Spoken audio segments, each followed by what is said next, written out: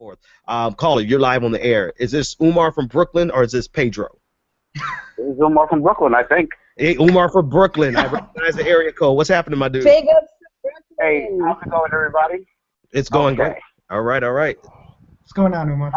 I actually managed to get to the beginning of the town hall part with Hillary because I always miss the whole thing. I don't use TV anymore, so I don't get no announcements. But anyway, I've noticed that Hillary Clinton must be listening to me because the basic difference that I've been noticing, and I haven't been just from this. I've been noticing this the past 2 years as the war between progressives and anti-progressives has seemed to be heating up. And this goes back to one of the first things I said when I first called in. The message, Hillary Clinton replying to her message. If I heard her response about the police violence for the first time, I gave Hillary support. I'm being very honest. It was very succinct. It was very to the point. It pandered to everyone. And once again, hate to say it, dumbed down the message. The problem I find with progressives, even in the study of history, is they have a certain eruditeness to them. They have a certain, I understand it, therefore you must understand it. Right. They're like a family of talkers who don't realize they're talkers. And they talk and talk, and they don't realize they begin to lose people. And once again, I go back to what I was saying last night and doing the saddest thing in the world. This is why Donald Trump is successful. He hits the edge. He hits the base, the emotion. Bernie Sanders is trying to say we need to make a change, and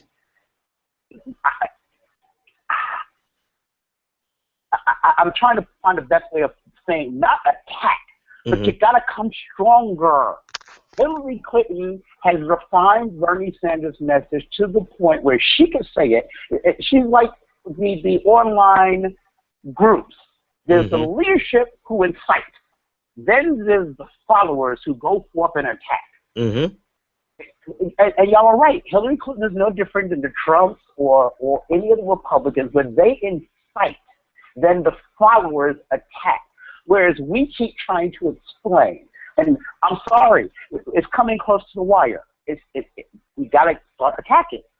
It's got to be hard hitting. I couldn't believe no one. Did they screen those questions or something? How can no one not ask this woman, okay, you're for the black community, you're down black violence, but what about your husband who started this whole mandatory sentencing thing in the first place? Right. How about that super predator comment? How is it no one has questioned this woman? Oh, nobody. About all these black mothers? Sorry? Like nobody has followed up and said, what did you mean by super predators?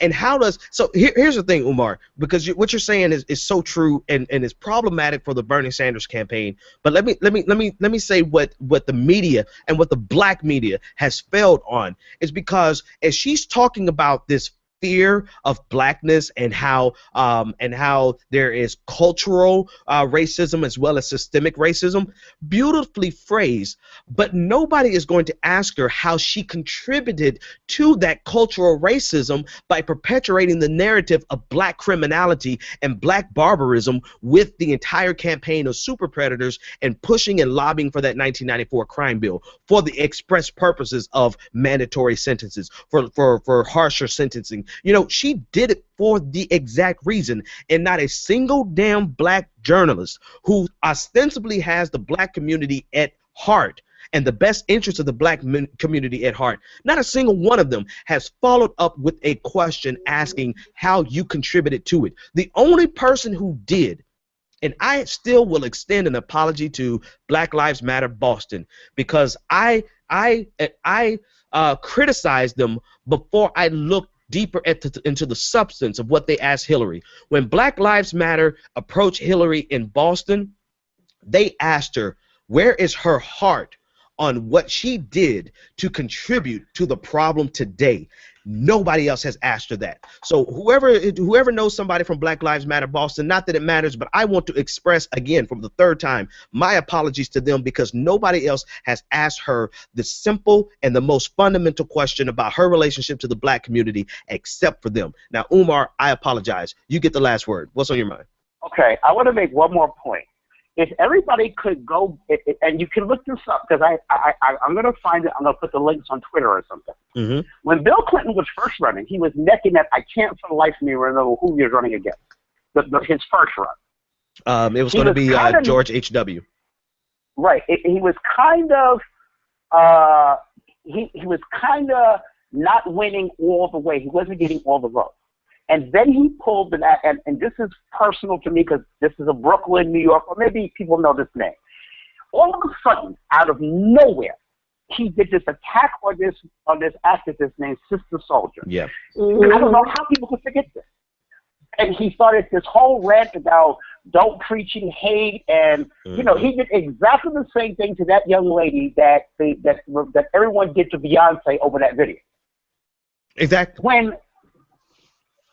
Exactly. So, and I'm like, I wouldn't get everybody's support because I've had arguments with YouTubers who are, well, how can you support Bernie? Why do black people, and I hate it when white people ask that question. I'm sorry, my friends, I hate that. How can black people support Bernie when, how dare they not say who's a progressive? And I'm like, but go look at this woman's record. Go look at what this family does. And they're not, because they're blinded by the simplicity of the message. Because I wish Noah could find that person, put the Angela Bassett, because I bet you she looked shocked when someone said, and how can Angela Bassett have been shocked? Angela Bassett, the actress of the 80s. Yeah, I'm going to have to find that video. How did you miss that? You know, okay, man, that's enough. Dude. No, you're fine, yeah. That was, thanks so much for the call, man. 857-600-05. And Sister Soldier did a Time interview recently, and she said she has been, I'm paraphrasing, but she said that she has been misquoted so much in her experience. She had an index card with her exact quote on it when they asked her what she thought about the presidential race and Hillary Clinton, and she slid it. And basically, she said Hillary Clinton is like the slave master's wife on the plantation who, you know, feeds off of the misery of everybody else. I personally think she's more like Miss Millie for The Color Purple. You know, it's that will you be my maid moment. I mean, I just really feel like it's at any time it's like, what can you do for me because I'm so great? Don't you want to work with me? Your kids are so clean. Like, I thought, yeah, I mean, no, you're fine. I glanced over at the chat room. You're fine. I think Hillary Clinton is someone who wanted the White House more than Bill Clinton in 1992. I think she is the most ambitious, and there's absolutely nothing wrong with this, right? I actually respect her ambition. I respect the fact that she came right out of the White House and went straight into the Senate because she had her eyes on the presidency. But she's the most ambitious person in that family, but she knew that she could not win in 1992. I think Hillary Clinton wants to be the first woman president so bad that she will morph into anything she needs to be to do it. And so in 1992, to get her husband elected, she morphed into the super predator. And in 2016, she is the mothers of the movement, and she is Black Lives Matter. She says anything. And the reason I say this is not so much just to attack her. It's but it is also because you can see her as she is calculating.